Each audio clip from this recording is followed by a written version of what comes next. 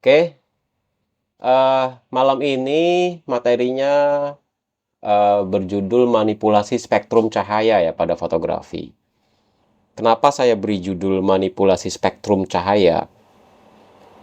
Kemarin saya sempat melihat di grup itu ada pembahasan soal eh, seputar filter neutral density atau ND filter. Nah, kenapa saya judulnya nggak langsung apa namanya penjelasan filter kamera misalnya gitu.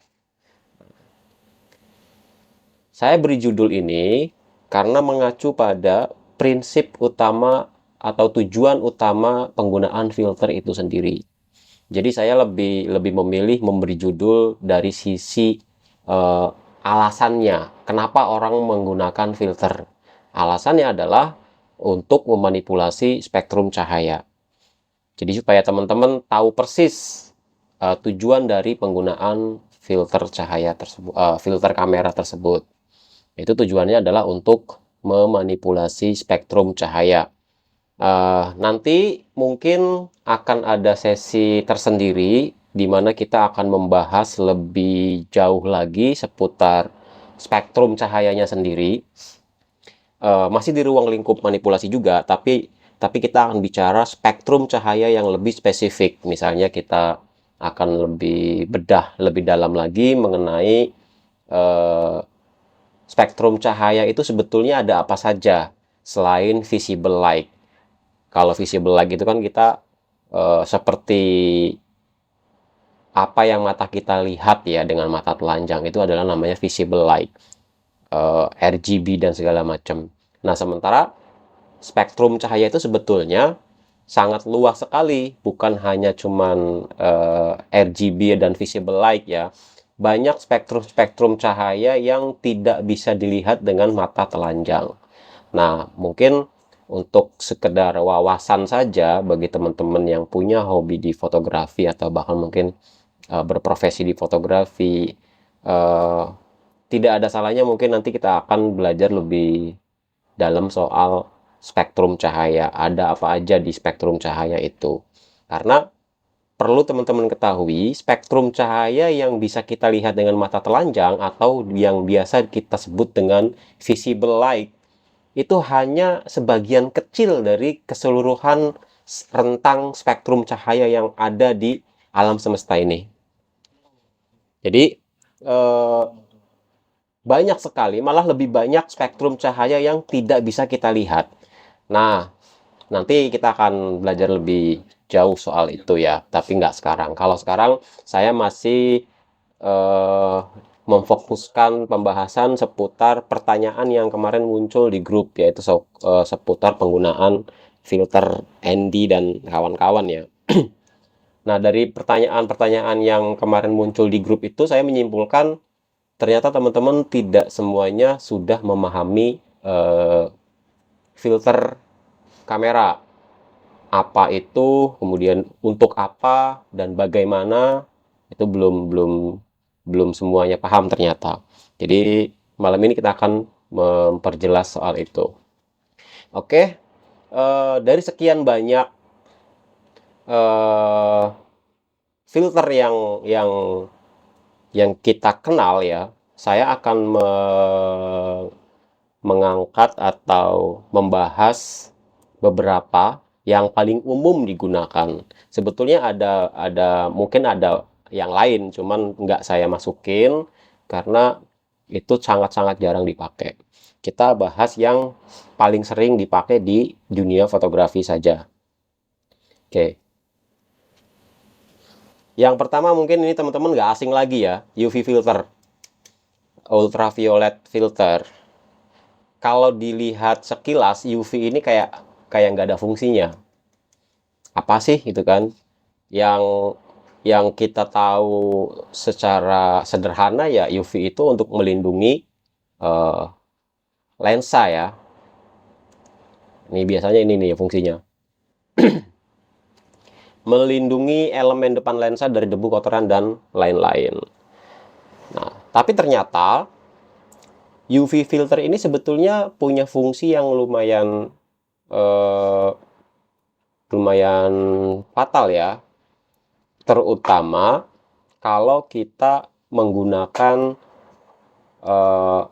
film, yang mana film itu dia sangat sensitif terhadap sinar ultraviolet.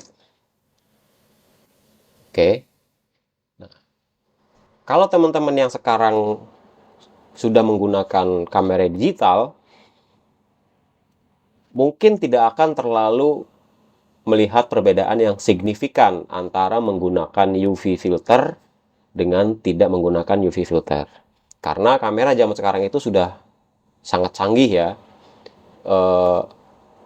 Sensor kameranya sudah didesain sedemikian rupa, kepekaan terhadap UV-nya sudah diatur sedemikian rupa, sehingga dengan atau tanpa UV filter, teman-teman tidak akan terlalu merasakan perbedaan yang signifikan. Tapi lain halnya kalau misalnya teman-teman nanti menggunakan kamera film ya, mungkin akan mulai terasa perbedaan antara menggunakan UV dengan tanpa UV. Kalau kalian pakai yang kualitas bagus, insya Allah tidak akan terlalu berdampak signifikan terhadap kualitas gambar ya. Kecuali kalau teman-teman pakai filter UV yang acek-acek ya, yang murah-murah gitu loh. Nah, biasanya itu sangat-sangat mengganggu tuh. Nah, apa bedanya yang bagus sama yang nggak bagus? Kalau yang nggak bagus nih, yang nggak bagus itu apa nah ya? Bedanya pertama, yang pertama itu dia kualitas gelasnya jelek ya. Bad glass quality. Yang kedua, dia gampang jamuran. Gampang berjamur. Tapi kalau yang poin 2 ini sebetulnya sangat-sangat bergantung terhadap perawatan ya. Kalau teman-teman sering bersihin ya insya Allah enggak. Cuman saya pernah melihat ada temen pakai filter UV di lensanya, yang itu kayaknya hampir nggak pernah dibersihin sepanjang dia menggunakan filter tersebut. Bagian dalamnya ya terutama ya, itu jamurnya di mana-mana, debunya di mana-mana, dibiarkan begitu saja. Nah ini yang sebetulnya sangat kurang oke ya untuk penggunaan filter dalam jangka panjang. Tetap harus dibersihkan secara rutin biar dia tidak mengganggu kualitas gambar. Oke, kalau UV saya kira nggak terlalu panjang, teman-teman sudah paham semuanya. Yang kedua ini ada GND filter, Graduated Neutral Density, yang fungsinya adalah untuk mengurangi cahaya berlebih pada area tertentu atau sebagian bidang gambar doang ya, jadi nggak secara keseluruhan. Dengan penggunaan yang umum seperti di bawah ini, kalau misalnya kita posisi gelapnya ya, ini posisi gelap nih, di bagian atas itu biasanya digunakan untuk motret sunrise, sunset, dan lain-lain ya. Nah, tapi kalau untuk motret light trail atau cityscape yang biasanya pada posisi malam hari, justru kebalikan kondisinya. Yang lebih terang itu yang di bagian bawah. Sehingga bagian sisi gelapnya ini harus diposisikan di bawah. Kayak gitu.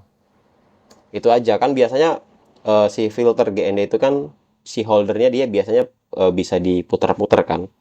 Nah, itu tinggal di swipe-swipe aja kalau lagi posisi sunrise sunset ya dia sisi gelapnya di atas.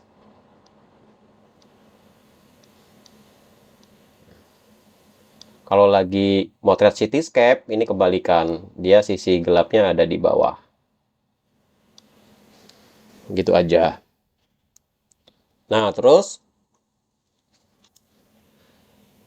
ini kurang lebih efeknya ya kalau kita menggunakan GND filter. Jadi bagian bagian atasnya ini dia lebih gelap, sehingga hasilnya nanti adalah antara upper area dengan bagian bawah itu seimbang. Ya. Karena kalau ini tidak digunakan, kalau filter ini nggak digunakan, biasanya bagian upper area ini lebih terang. Yang bagian upper area ini ya. Nah, sehingga disarankan kita menggunakan filter GND kalau untuk mendapatkan hasil gambar yang seimbang, atau kalau bahasa teknisnya itu bagaimana caranya meningkatkan dynamic range pada sebuah foto, yaitu dengan menggunakan filter GND ini. Nah, ini adalah jenis filter GND yang beredar di pasaran. Yang pertama ini ada soft filter ya, soft GND filter, soft edge GND filter. Dia transisinya halus dari terang ke gelap.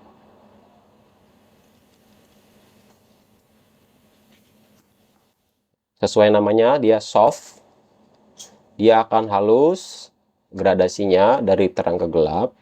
Kemudian yang kedua ada hard GND filter, yang mana kita bisa lihat transisinya ini lebih tegas dari yang pertama.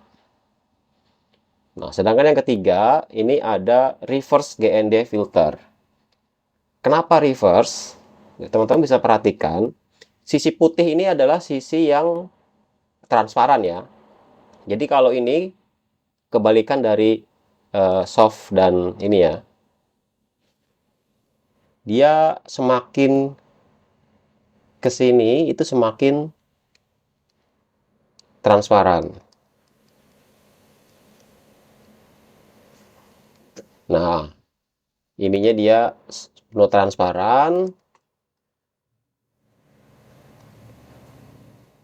Ini gelap. Gelap, ini gelap. Ini udah mulai transparan.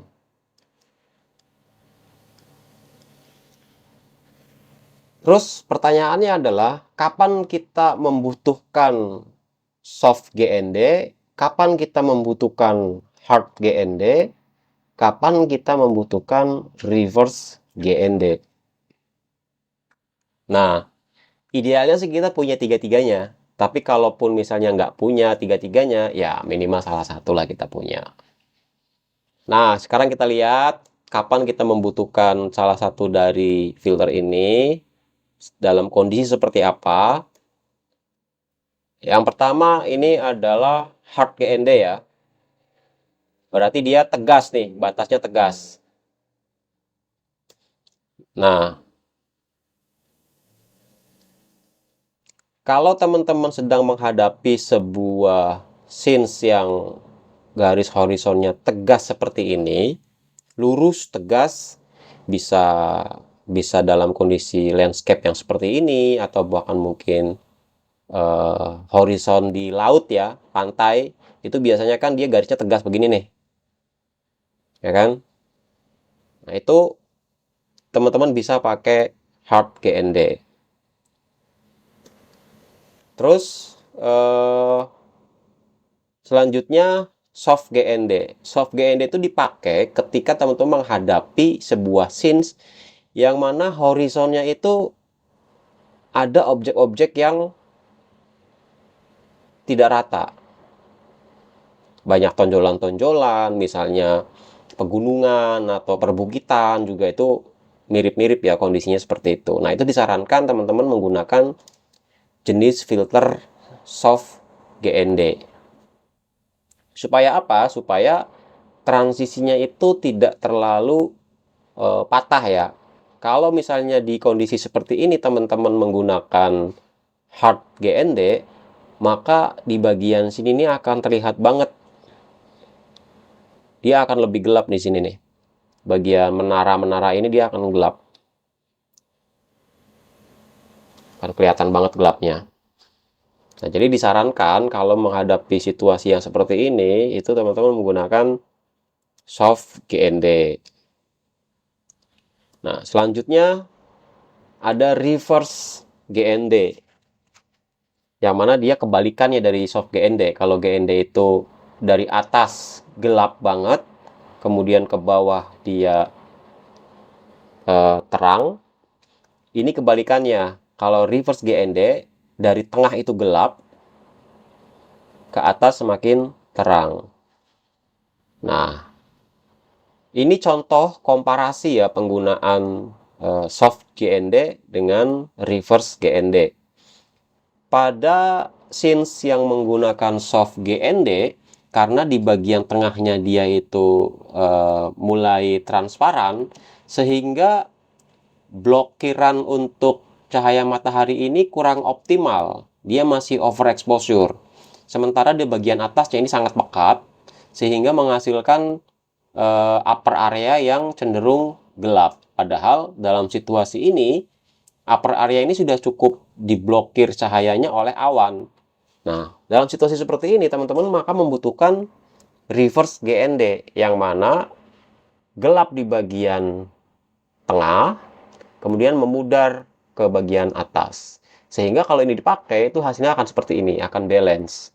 Cahaya mataharinya tereduksi dengan baik, tidak seperti yang soft, dan upper areanya ini jadi lebih terang. Nah, coba kita lihat komparasinya. Nah, jadi nanti kalau kalian mau beli, itu bisa pakai kata kunci reverse GND filter, atau soft GND filter, atau hard filter. Nah, oke. Nah, lalu kemudian kalian pasti tanya kan, filter seperti apa yang harus saya beli? Misalnya, maaf, saya ralat skala tingkat apa density-nya harus segimana, karena di filter GND sendiri ini dia punya satuan stop, sama aja kayak filter ND biasa. Ini ya, jadi area gelap ini nih, itu juga memiliki satuan stop, f-stop ya, namanya f-stop. Nah, nilai f-stop dari filter GND ini biasanya ada 3 pilihan yang banyak beredar ya. Nah, ini pilihannya teman-teman bisa pilih. GND soft itu ada 0,6, 0,9, 0,1, 1,2. Begitupun yang GND, dia ada 3 pilihan f-stop yang bisa dipilih, kan? Nah, kapan kita membutuhkan 0,6, kita membutuhkan 0,9, 1,2? Itu tergantung situasi yang kita hadapi. Kalau misalnya kita mau melihat skala secara keseluruhan, secara global, kita kita coba bayangkan kondisi cuaca Indonesia, yang Indonesia itu posisinya ada di Khatulistiwa ya.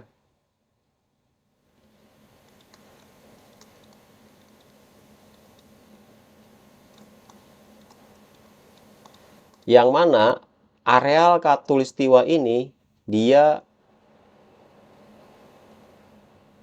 ciri khasnya adalah matahari berlimpah.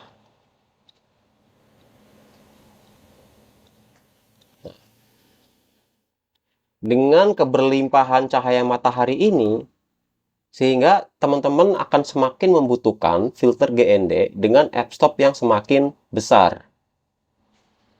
Misalnya, kalau teman-teman motret di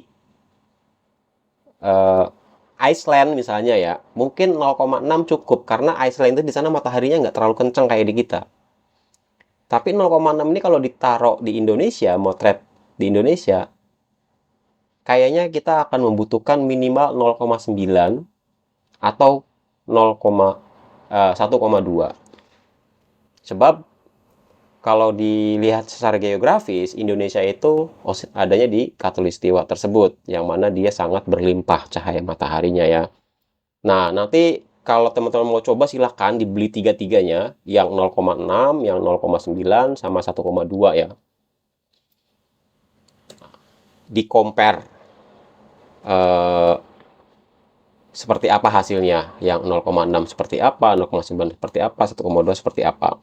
Tapi menurut pengalaman saya, untuk di daerah Khatulistiwa, yang paling relevan adalah minimal 0,9 dan 1,2. Sometimes yang 0,6 kepake juga, tapi dalam situasi misalnya cahayanya agak redup ya, nggak terlalu terang. Misalnya eh, kalau teman-teman motret sunset lah misalnya ya, sunset itu kan makin lama makin redup. Nah, semakin dia mengarah ke malam, misalnya saya coba hmm, bikin skala waktu, kan kalau kalau motret sunset itu golden hour-nya antara 5.30 sampai ke 16 lah misalnya ya. Jangan 5.30. 17.30 sampai ke 18.00 misalnya. Nah, semakin ke arah malam, ini f-stopnya harus semakin turun. Jam 18, katakanlah begitu ya. Ini jam 17.45, yang 1,2 ini jam 17.30. Nah, mungkin kalau di kita penerapannya seperti ini. Kalau teman-teman punya ya, kalau teman-teman punya semuanya, ya, semakin ke arah gelap, maka f-stopnya harus diperkecil.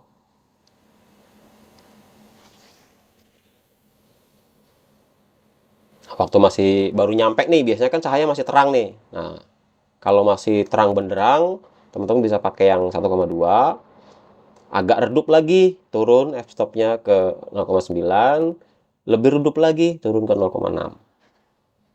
Kira-kira penggunaannya seperti itulah. Cuman kalau posisi terang benderang di daerah kita, di Indonesia, di Khatulistiwa, itu antara ini biasanya yang paling sering digunakan. Oke, selanjutnya hmm, kita geser ke ND filter atau neutral density. Yang mana filter ini agak berbeda dengan filter yang gradual sebelumnya kita bahas. Kalau tadi gradual itu memanipulasi cahaya sebagian, kalau di neutral density ini kita akan memanipulasi cahaya pada keseluruhan bidang area gambar. Nah, karakternya adalah seperti ini. Ya. Semakin pekat atau gelap filter yang digunakan, maka akan semakin banyak cahaya yang direduksi. Nah, hal ini dapat diukur berdasarkan skala kepekatannya atau density scale. Kita akan lihat tabelnya di tabel berikut ini. Oh, ini contoh dulu. Contoh penggunaan filter GND. Oh, sorry, filter ND. Kemudian kita pakai long exposure. Nah, kurang lebih hasilnya seperti ini. Oke, nah ini dia density scale tabelnya. Ini ada V1 sengaja, saya ada beberapa format tabel untuk membaca ND filter. Karena kemarin saya masih ingat eh, ada yang menyebutkan satuan filter ND, tapi penyebutan satuannya itu rancu. Sehingga menurut saya penyebutan satuan yang kemarin dibahas di grup itu masih sangat-sangat rawan salah paham. Saya ingat kemarin menyebutkan ND8. Nah, padahal dalam membaca filter ND itu ada beberapa satuan yang sebetulnya dia sama aja, hanya saja dari berbagai macam perspektif. Nah, sekarang saya coba jelaskan secara lebih detail tentang macam-macam perspektifnya itu ya. Jadi kalau teman-teman membaca ND filter ya, itu satuannya ada 4 jenis ya, ada 1, 2, 3, 4. Yang sebetulnya satu baris ini nih dia untuk menyebutkan satu jenis itu. Nah, cara bacanya gimana? Begini caranya. ND filter itu biasanya orang-orang menyebut stop ya. Yang paling sering itu menggunakan satuan stopnya, f-stop reduction. Nah, kalau dia menyebutkan pakai ND berapa? ND 1 stop.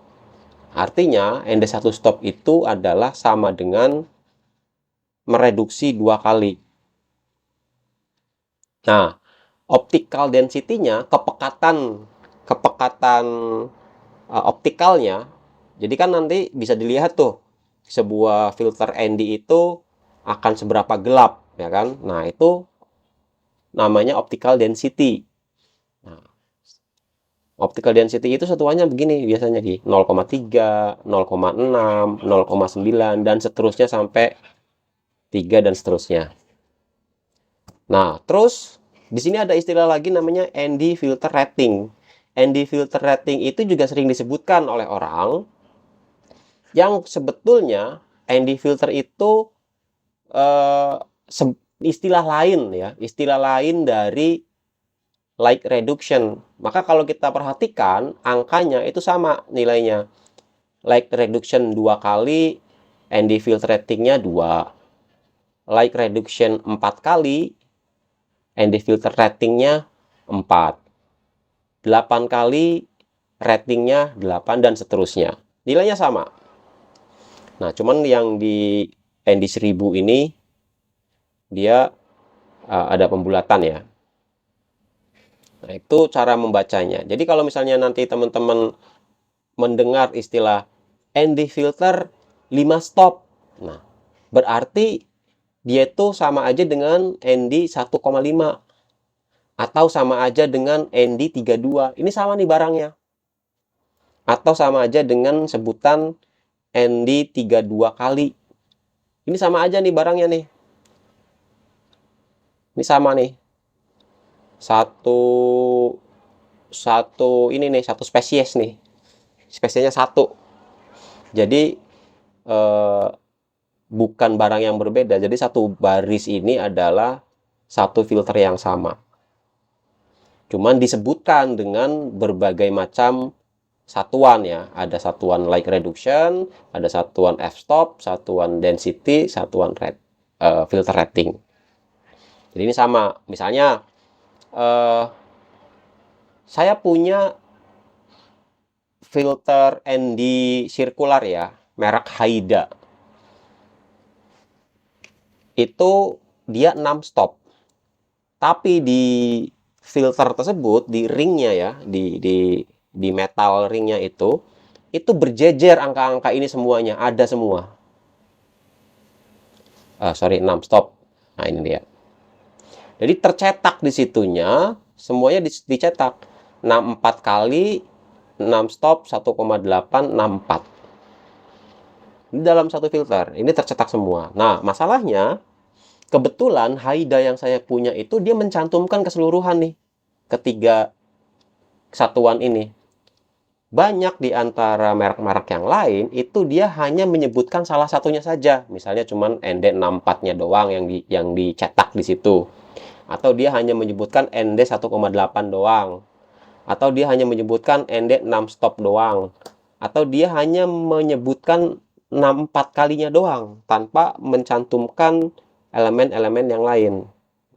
Nggak apa-apa, itu sama aja sebetulnya.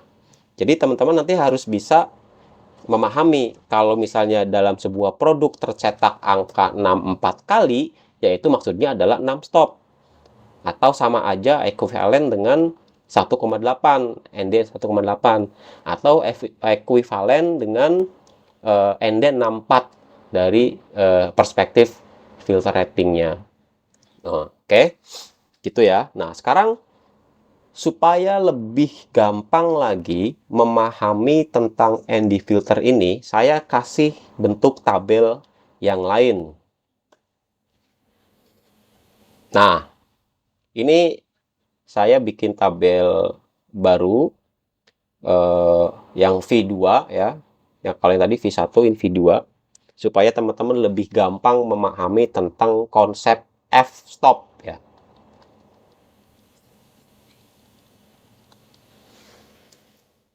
Nah, di sini kita bisa melihat sederet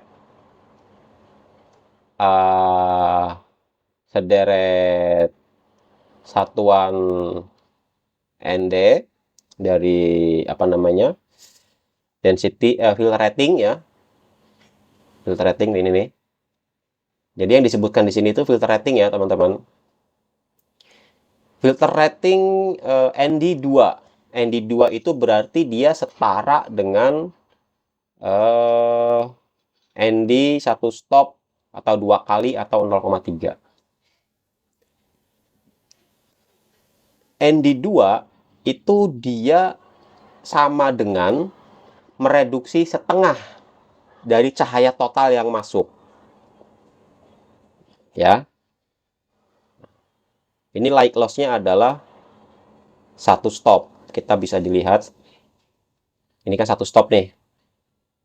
ND2 1 stop. Nah, ini light loss-nya 1 stop. Atau ekuivalen dengan dia 50% cahaya yang tereduksi ya. Ini light reduction. Light reduction. Jadi kalau misalnya teman-teman pakai filter 1 stop atau ND2, maka cahaya yang masuknya akan tereduksi sebanyak 50%. Minus ya, minus 50%. Nah, kemudian di sini ada ND. Oh, sorry. Ini berarti bukan minus pemahamannya. Cahaya yang masuk ya. Cahaya yang masuk 50%. Nah, ini ND4, yang mana ND4 itu sama dengan 2 stop. Maka cahaya yang akan masuk itu hanya 25%. Ini ND4 ya, ND4. ND4 itu alias 0,6 ND, alias 2 stop, alias ND4 kali. Dia hanya akan menyisakan 25% cahaya yang masuk. Begitu selanjutnya, dia kelipatan ya, berlaku kelipatan. ND8, dia 3 stop, cahaya yang masuk hanya 12,5%. ND16, 4 stop, yang masuk hanya 6,25% dan seterusnya. Nah, kemudian saya coba breakdown lagi korelasi antara penggunaan filter ND yang kemudian pengaruhnya terhadap shutter speed. Dia pasti akan berpengaruh kan terhadap shutter speed kan untuk mencapai exposure yang sama. Nah, ini adalah tabel yang bisa kita lihat pengaruh filter ND terhadap shutter speed. Nah, cara bacanya seperti ini. Ini adalah speed sebelah sini, itu adalah speed yang berlaku pada saat sebelum menggunakan ND filter. Di sini kan without ND filter ya. Jadi ini adalah speed sebelum ND filter. Nah, kalau teman-teman menggunakan bukan menggunakan ya, teman-teman nilai exposure-nya secara shutter speed itu ada di 1/4000 misalnya. Nah, kemudian teman-teman menggunakan ND satu stop. Ya, satu stop. Nih. Maka sesuai rumus tadi, yang mana dia akan mereduksi setengah, ya kan? Dia kan ND2 itu setengah nih. ND2 atau 4 kali. Ini akan mereduksi setengah cahaya. Sehingga yang awalnya dia 1/4000, maka teman-teman sekarang punya nilai shutter speed sebesar 1/2000, separohnya ya, separohnya dari 1/4000. Karena untuk mendapatkan exposure yang sama, tingkat kecerahan yang sama, maka shutter speednya harus disesuaikan sebanyak setengah dari nilai sebelumnya. Nah, ini berlaku kelipatan. Kalau teman-teman pakai ND-nya 2 stop, maka dia melambat menjadi 1/1000. ND 3 stop melambat setengah lagi, dia jadi 1/500. 4 stop menjadi 1/250, 5 stop menjadi 1/25, 1/60, dan seterusnya sampai kalau pakai ND 1000, 10 stop, atau biasanya orang bilang big stopper ya.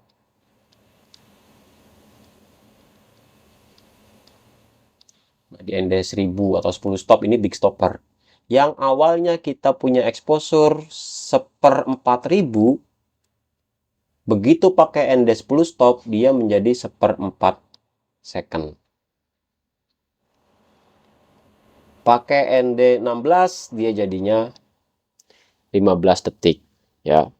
Nah, ini kan 1/4000 nih. 1/4000. Gimana kalau misalnya kita dapat speednya speed rendah nih? Kita dapat speednya 2 second. Kita ceritanya udah pasang tripod ya kan, udah pasang tripod, udah setel ISO 100, ya kan, udah pasang diafragma, misalnya kita mau motret landscape, pasang diafragma di f16 misalnya, atau f22. Nah, dari ISO dan diafragma sekian, itu menghasilkan speed 2 second ya. 2 second.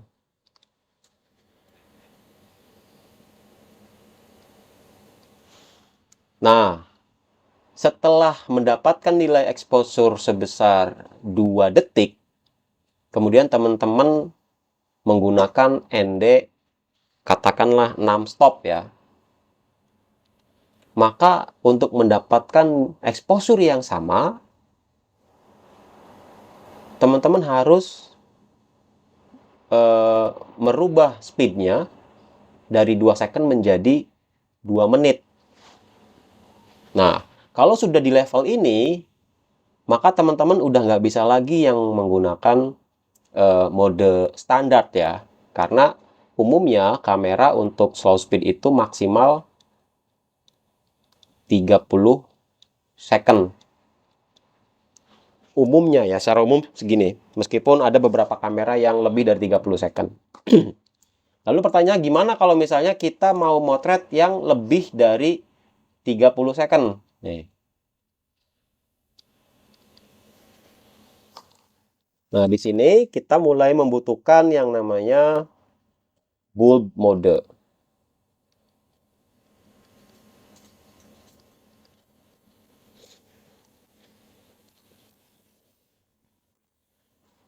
Ini udah nggak bisa pakai mode standar nih. Kalau di atas 30 second ya. Kalau ini masih bisa lah pakai standar.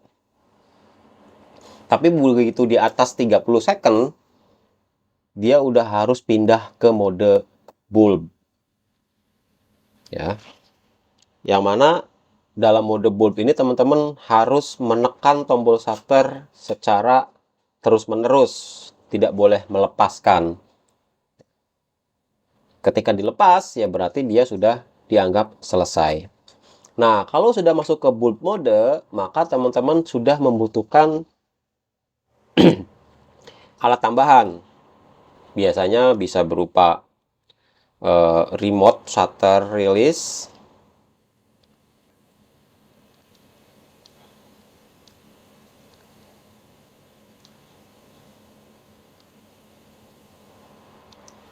bisa dicari shutter release remote. Nanti bentuknya bisa macam-macam, fiturnya juga macam-macam, tapi fungsinya sama. Dia adalah untuk penggunaan bulb mode yang mana di atas 30 detik ya. Untuk rentang ini nih. Nah, ini udah pakai bulb mode. Nah, kemudian kalau misalnya ternyata di kamera sudah ada fitur-fitur yang mendukung untuk pemotretan di atas 30 detik. Nah, itu lebih bagus. Berarti teman-teman sudah tidak membutuhkan shutter release remote. Misalnya, ada beberapa kamera yang punya sensor inframerah misalnya ya. Infrared sensor. Nah, ini ada beberapa kamera yang menyediakan aplikasi remote. Nanti tinggal di-download aja, bisa untuk mengontrol si kamera sebagai pengganti shutter release remote. Jadi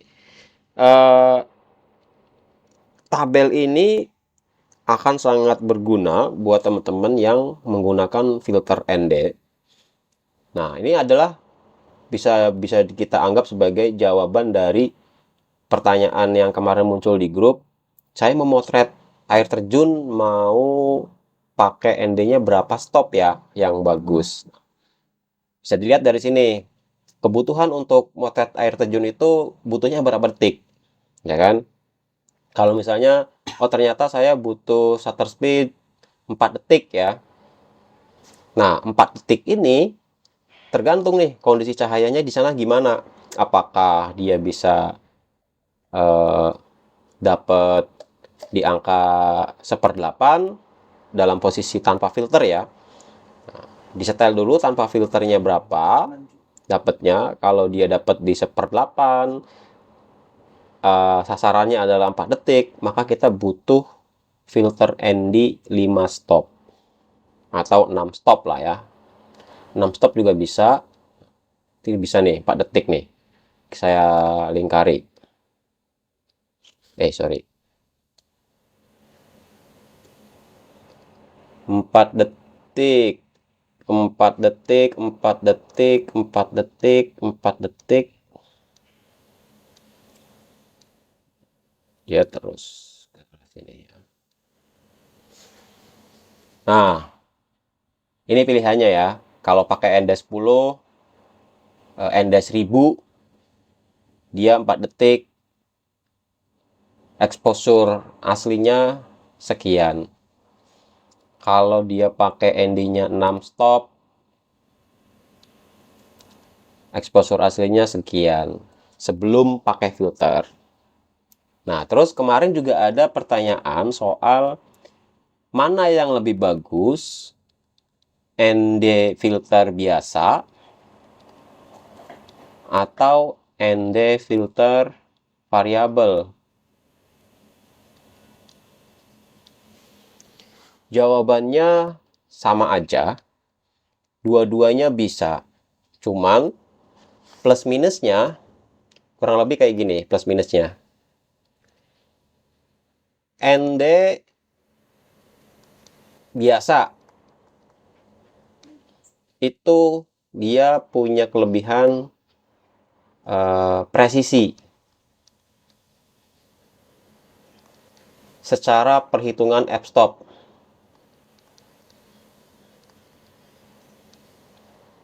Kalau ND variabel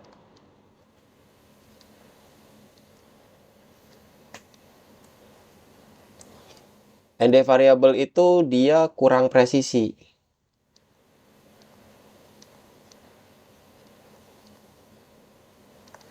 Secara f-stop ya. Kenapa kurang presisi? Karena variabel ND itu kan dia ketika diputar itu nggak ada kliknya. Tanpa klik.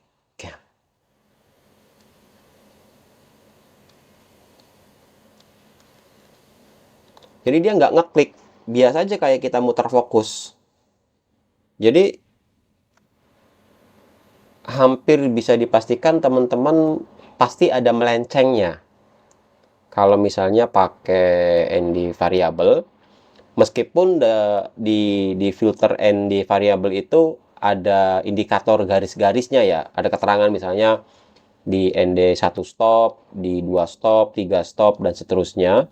Itu ada garis-garis tandanya. Tapi kan pasti ada selisih lah. Ada selisih sedikit. Paling itu aja yang bisa saya apa ya, yang bisa saya tangkap kekurangan dari variabel ND itu, yaitu soal ketidakpresisian.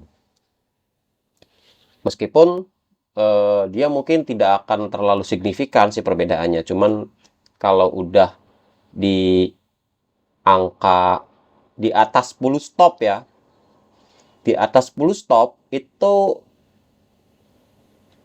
sedikit aja presisinya bergeser, selisihnya itu bisa bermenit-menit. Kalau misalnya masih di sekitaran 1 stop sampai 6 stop misalnya nih, 1 stop sampai 6 stop, presisi tadi mungkin nggak terlalu berasa. Mungkin selisihnya cuma sekian detik atau sekian detik gitu kan. 2 detik atau 3 detik. Tapi kalau teman-teman udah pakai ND-nya di atas 10 stop, kelebihan sedikit aja, terlalu gelap misalnya ya, kelebihan lebih gelap sedikit aja, ini selisihnya bisa bermenit-menit. Karena dalam dalam perhitungan ND filter itu dia kan berlaku multiplikasi atau perkalian. Ada faktor perkalian kan. Nah, sebagai contoh begini. Misalnya ini kita mau pakai ND di double ya. Multiplikasinya itu berlaku. Misalnya kita punya dua filter ND. Yang pertama ND 4 misalnya. Sama ND 8 ditumpuk jadi satu. Nah, maka nilai ini dikalikan. 4 dikali 8, maka dia jadinya ND 32. Tidak kemudian 4 ditambah 8 sama dengan 12. Jadi ini bukan 12 ya. Tapi 32. Karena angkanya ini akan dikalikan, bukan ditambah. Jadi nanti kalau teman-teman punya filter ND dan mau digabungkan, cara menghitungnya adalah dikalikan, bukan ditambah. Jadi bukan ND 4 dan ND 8 ditumpuk jadinya ND 12, itu bukan ya. Ini salah ini. Yang benar adalah ND 32. Begitu juga berlaku untuk yang lain, misalnya ND 16 ditumpuk dengan ND 4, maka juga akan dikalikan juga nih. Sehingga hasilnya menjadi ND 64 dan seterusnya. Nah, maka penggunaan ND variabel kalau kita melenceng sedikit, khususnya kalau sudah menggunakan f-stop yang tinggi ya, di atas 10 aja misalnya. Dia kelebihan dikit aja selisihnya bisa bermenit-menit. Bisa belasan menit, bahkan mungkin setengah jam. Nah, itu aja bedanya. Tapi kalau untuk penggunaan-penggunaan normal, penggunaan-penggunaan di bawah 10 stop ya, selisih-selisih sedikit dari variabel itu mungkin nggak terlalu banyak lah selisihnya.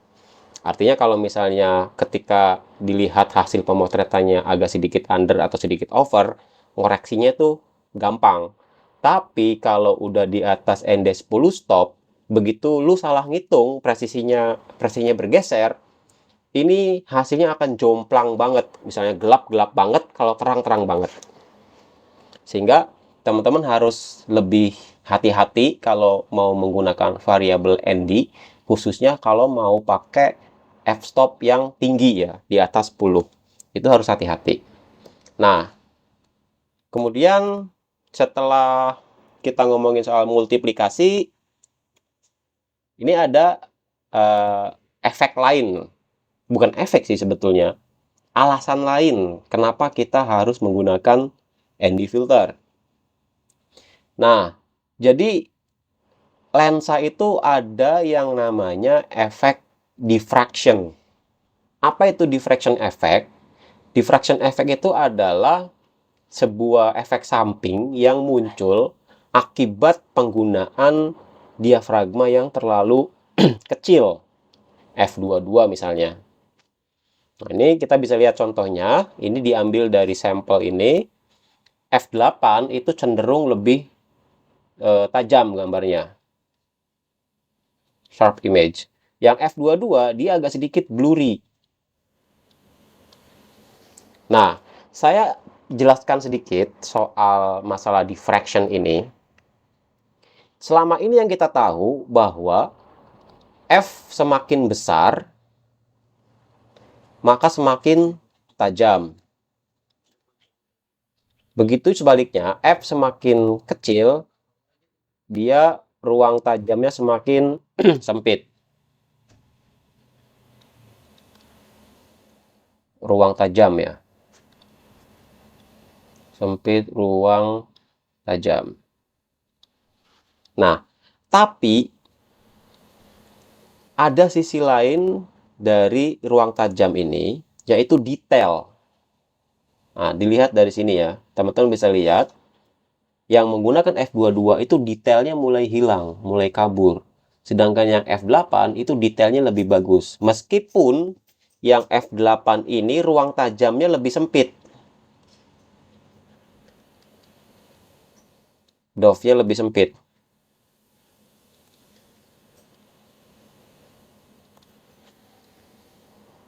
Tapi detailnya lebih dapat.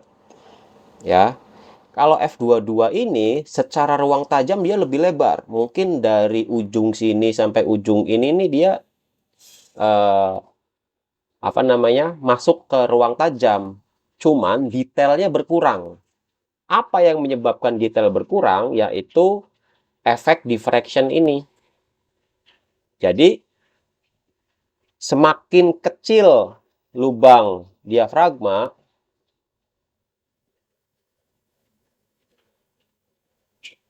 nah, semakin kecil lubang diafragma,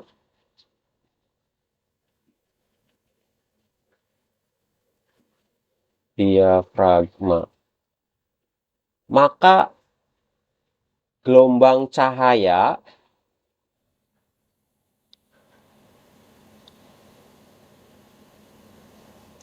yang masuk akan lebih sulit untuk mencapai sensor.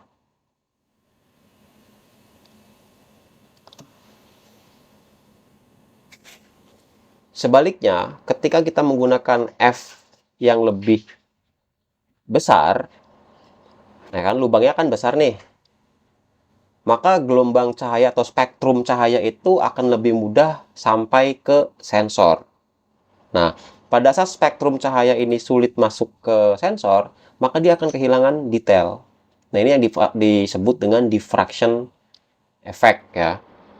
Nah, sehingga dalam konteks penggunaan ND filter, ketika teman-teman ingin mendapatkan efek slow speed seperti ini, misalnya ya, mau membuat efek halus pada air dan semacamnya, tapi ingin tetap mempertahankan detail gambar yang bagus, maka kan teman-teman harus menggunakan f yang cukup.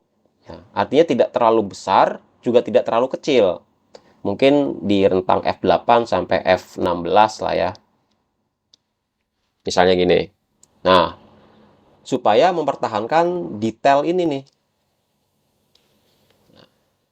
Masalahnya kalau kita tidak menggunakan f yang besar atau kita masih mau pakai di f8 misalnya. Itu kan sulit kita mendapatkan speed yang lambat. Nah, disinilah ND filter berperan. Dia punya kemampuan untuk mereduksi cahaya yang masuk, meskipun kita menggunakan diafragma yang besar.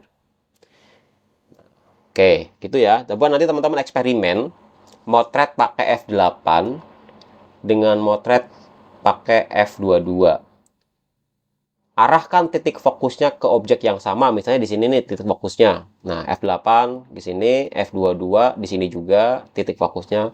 Terus dilihat detailnya lebih bagusan mana, apakah menggunakan yang f8 atau f22.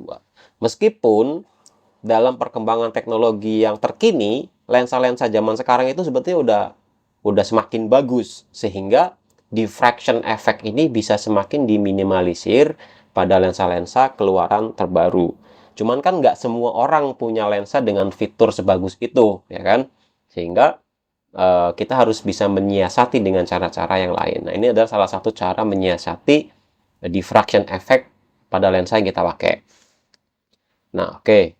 Kemudian selanjutnya ini adalah salah satu tips ya, kalau teman-teman mau motret menggunakan filter ND, penggunaan long exposure misalnya. Khususnya untuk pengguna kamera DSLR ya. Yang mana di sini tuh masih ada prisma.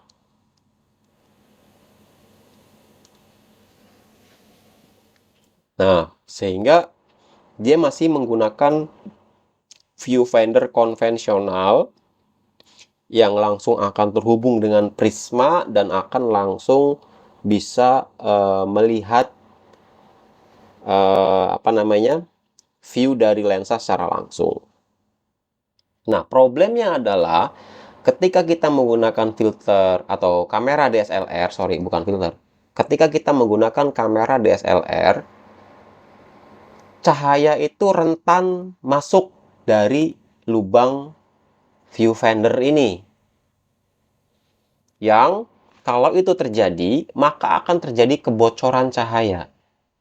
Nah, efeknya nanti akan seperti ini nih. Tuh, lihat. Nah, kebocoran cahaya dari belakang ini, dari viewfinder ini, itu bisa jadi intensitasnya akan lebih tinggi daripada cahaya yang masuk dari depan, dari lensa ya, karena lensanya kan dihalangi oleh filter ND kan. Nah, sementara bocoran cahaya yang masuk dari viewfinder, yang mana viewfinder ini tidak ada filter sama sekali ya, dia bablas aja langsung dari viewfinder masuk. Maka akan terjadi light leak ya. Kalau di kamera analog itu namanya light leak. Ada semacam bocoran cahaya atau cipratan cahaya dari belakang, sehingga akan terjadi seperti ini nih. Nah, maka salah satu tips pengguna kamera DSLR kalau mau menggunakan ND filter, ini harus ditutup bagian eyepiece-nya ya, atau viewfinder-nya. Di beberapa kamera, dia menyediakan fitur penutup viewfinder, tapi di beberapa lensa yang lainnya, bahkan sebagian besar, itu tidak ada fitur ini nih. Nggak ada nih. Sehingga kita harus menutupnya secara manual. Ini teman-teman bisa cari di marketplace namanya eyepiece cap ya. Eyepiece cap nanti dibuat berfungsi untuk menutup viewfinder tersebut supaya tidak terjadi bocoran. Atau kalau misalnya nggak punya eyepiece cap, ya pakai apa aja. Biasanya sih kalau kalau saya, kalau dalam kondisi darurat, ya tak tutupin topi aja ininya, bagian belakangnya. Saya tutupin topi yang memang topinya dia nggak tembus cahaya yang warnanya gelap atau tebal, supaya cahayanya nggak tembus ke sini. Nah, itu cara paling murah ya. Tutupin aja pakai topi. Atau pakai apapun yang kira-kira bisa menghalangi cahaya. Nah, sekarang kita lihat eh, contoh lain dari light leaks itu ya, bocoran cahaya. Nah, ini saya waktu di Makassar, saya lupa waktu itu tidak menutup bagian viewfindernya. Nah, ini terjadi light leaks atau bocoran cahaya. Ini parah banget, kalau udah terjadi seperti ini, maka teman-teman akan sulit-sulit sekali mengoreksi. mau diedit kayak gimana pun ini susah banget. Ya mungkin masih bisa pakai AI ya, tapi saya belum pernah nyoba kasus foto seperti ini diedit pakai AI bisa apa enggak. Nah, artinya teman-teman harus lebih aware terhadap hal-hal kecil seperti ini karena ini akan sangat-sangat berpengaruh terhadap hasil akhir fotonya nanti. Ya, ini udah parah banget. Ini foto ini udah nggak bisa saya pakai nih kayak gini. Nah, filter selanjutnya adalah eh, polarizing filter atau orang-orang biasa menyebutnya CPL ya. Sebetulnya nama aslinya adalah polarizing. C itu adalah dari sirkular ketika dia berbentuk bulat seperti ini. Padahal yang namanya polarizing filter itu nggak semuanya bulat, ada juga yang kotak.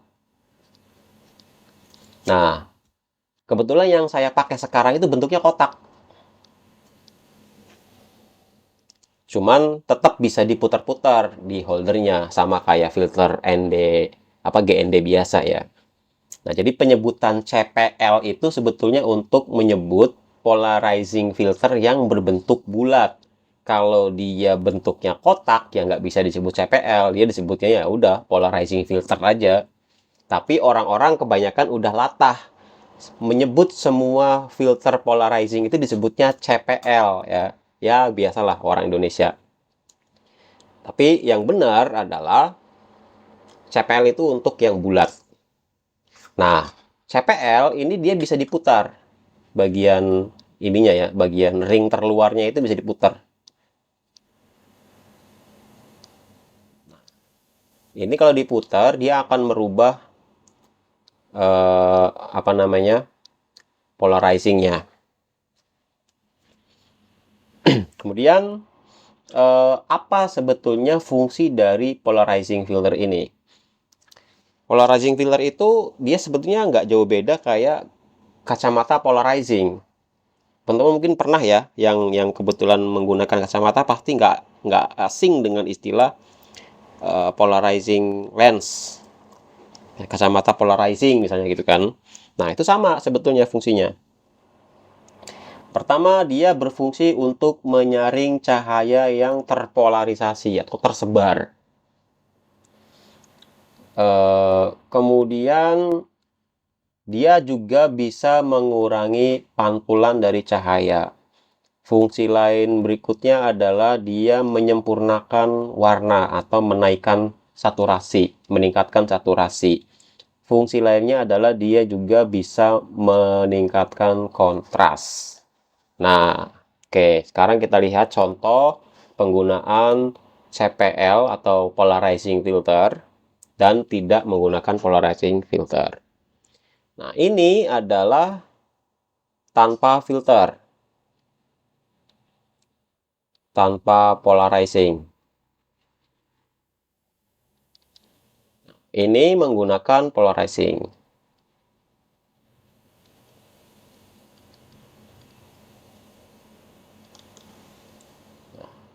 Beda ya. Yang ini dia lebih saturate, yang ini dia lebih less saturate. Secara kontras juga mungkin bisa dilihat efeknya antara menggunakan dan tidak menggunakan polarizing filter.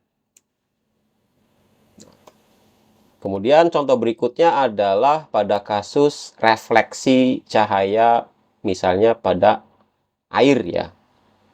Nah, kalau kita tanpa filter akan kelihatan seperti ini. Dia cahaya mataharinya itu akan mantul kemana-mana. Sehingga karena banyak sekali pantulan cahaya yang balik lagi ke lensa kita atau ke mata kita, maka objek yang ada di bawahnya tidak akan bisa terlihat karena terhalang oleh pantulan-pantulan cahaya. Nah, ketika menggunakan polarizing, pantulan-pantulan tersebut bisa direduksi sehingga kita bisa melihat objek yang ada di bawah air, di bawah permukaan air. Seperti batu-batu ini jadi lihat lebih jelas dan yang lain-lain lumut-lumutnya jadi terlihat lebih jelas. Nah, Kayak gitu ya. Nah, terus gimana sih cara kerjanya si polarizing filter ini, kok bisa dia menghilangkan refleksi seperti itu? Kelihatannya kayak ajaib banget ya. Ya memang seajaib itu sih. Itulah eh, fungsinya sains dalam kehidupan kita. Sains dan teknologi. Nah, di bukunya Ansel Adam ini, di apa namanya, di seri yang kedua, The Negative, dia menerangkan tentang polarisasi cahaya. Nah, jadi kurang lebih seperti ini. Seperti yang kita lihat di sini ya, cahaya yang terpolarisasi, oh sorry, cahaya yang unpolarized ya, yang belum terpolarisasi, dia menyebar dari segala arah nih, ya kan? Dari banyak arah dia. Nah, ketika dia sudah melewati filter polarize, dia akan disatukan dalam satu bidang.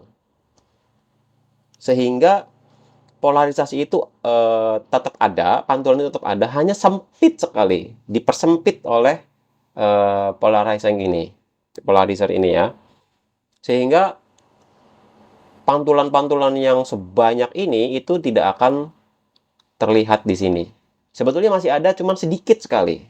Ya, karena dia dibuat satu arah, dibikin satu bidang, sehingga tidak kelihatan. Nah, ini kurang lebih gambarnya seperti ini. Dari yang tadinya dia dari berbagai macam arah, ya kan, unpolarized, kemudian dipolarisasikan oleh filter, dia berubah menjadi in one plane polarized. Nah, oke, yang soal polarisasi mungkin sudah punya gambaran kapan dan di mana kita membutuhkan. Nah, selanjutnya ada filter color correcting. Mungkin teman-teman pernah lihat ya di marketplace ketika ngetik filter kamera, dia akan muncul nih pasti nih filter-filter semacam ini nih. Ada yang bulat, ada yang kotak, ya macam-macam. Tapi intinya dia warna-warni seperti ini. Nah, apa fungsinya? Dia fungsinya adalah untuk mengoreksi warna, menghasilkan perubahan keseimbangan putih pada kamera atau istilahnya WB ya, white balance. Jenis filter itu paling banyak dipakai di kamera-kamera analog karena kamera analog itu dia belum punya fitur white balance correcting, ya kan? Dia nggak bisa dirubah white balance-nya. Biasanya kalau filter, bukan filter, kalau film, kamera film, nilai WB-nya itu melekat di film, sama seperti ISO-nya melekat di film. Misalnya ada film Senstil 800T, nah itu adalah 800 tungsten, nah itu nilai WB-nya tuh. Sehingga untuk mengoreksi warnanya, dia membutuhkan filter-filter fisikal seperti ini, ya, filter fisik. Nah, kegunaan lain dari filter ini adalah untuk dia bisa mengurangi warna, memblokir jenis warna tertentu, atau membiarkan warna lain masuk. Khususnya dipakai untuk fotografi hitam putih pada analog film. Nah, kenapa teman-teman jarang pakai? Ya pasti jarang, karena teman-teman kebanyakan saat ini banyak menggunakan fotografi digital, yang mana koreksi warna itu dapat dilakukan di tahapan post processing. Sehingga wajar kalau teman-teman sekarang jarang sekali menggunakan filter-filter seperti ini karena sudah pakai digital. Lain halnya dengan teman-teman yang mungkin sudah lebih dulu berfotografi pada zaman analog misalnya ya, pasti dia familiar dengan filter-filter ini. Nah, ini adalah tabel penggunaan filter warna tadi ya, pengaruhnya terhadap warna yang lain. Mungkin teman-teman nanti bisa bisa diperhatikan di tabel ini. Ini agak-agak bingung karena dia bentuknya bulat ya kan, dengan banyak angka. Tapi di sini ada keterangan, ada deep red, red light, orange dan seterusnya. Ini ada yang lebih mudah dipahami.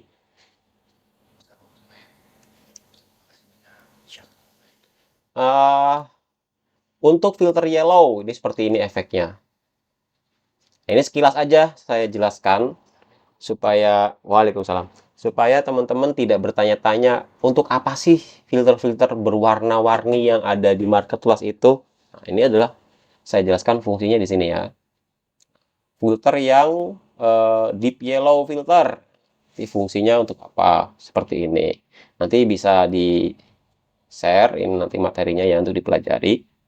Kemudian sampai ke warna biru, minus red, dan lain-lain.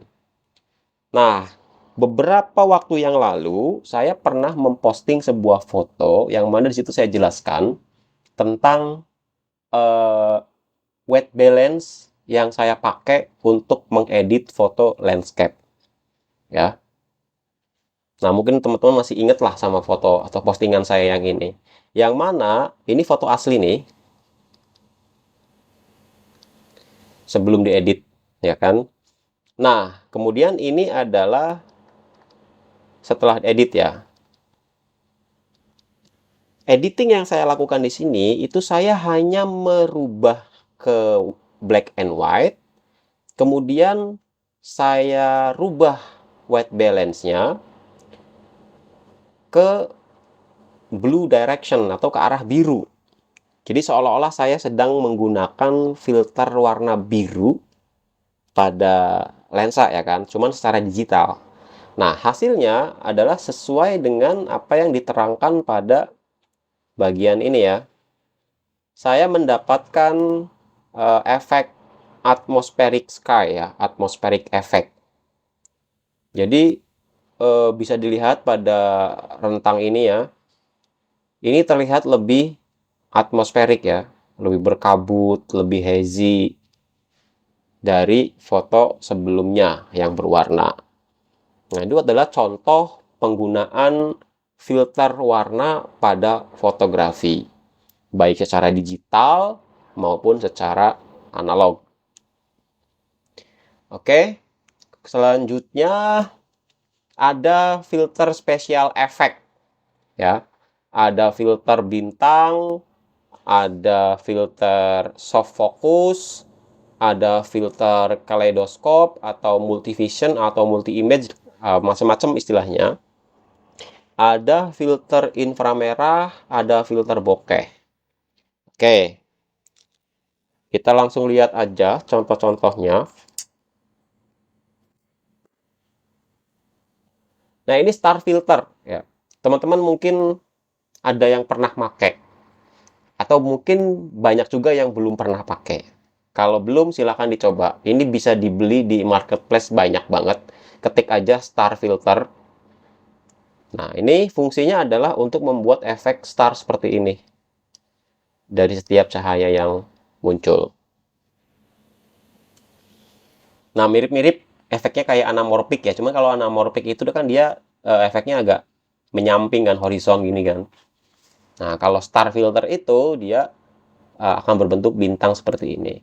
Nah, jumlah garis ininya nih itu macam-macam. Nanti bisa dilihat di detail produknya. Dia menerangkan seperti apa. Ada yang 4 star, ada 5 star, 7 star, dan seterusnya.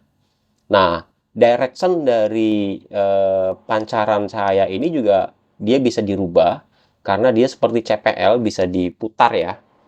Bisa diputar, ketika diputar nanti ini juga akan ikut memutar pijaran pendaran cahayanya ini.